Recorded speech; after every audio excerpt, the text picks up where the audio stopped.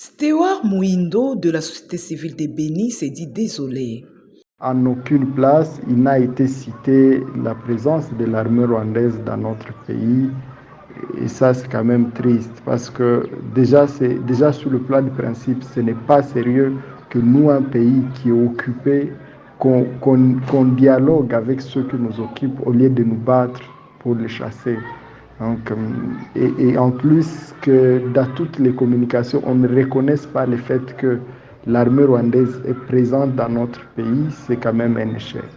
Pour ce membre de la société civile, la plus grande menace demeure le M23 et l'armée rwandaise. Ce qu'il faut aussi déplorer, c'est le fait que le Rwanda n'ait pas pris d'engagement concret pour retirer ses troupes à l'est de notre pays. Alors que nous avons mis en place, nous sommes engagés à mettre en œuvre un plan de neutralisation des FDLR, ce qui est une bonne chose parce que les FDLR sont également une source d'insécurité pour les populations à l'est du Congo.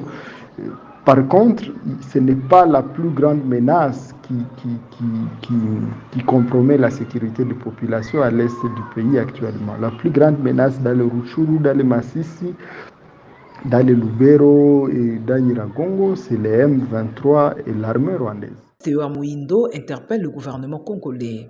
Et le gouvernement, s'il veut continuer sur la voie de la négociation avec le Rwanda, il doit s'assurer quand même d'avoir un minimum de retours positifs. Et moi, le retour positif qu'on peut attendre d'une réunion comme celle-là, c'est l'engagement du Rwanda de retirer ses troupes du sol congolais, mais c'est aussi un engagement militaire sérieux de la part de la République démocratique du Congo pour combattre les M23 qui resteront, les miliciens M23 qui resteront sur place. Rappelons-le, l'accord prévoit la neutralisation des FDLR et le retrait des mesures de défense rwandaises.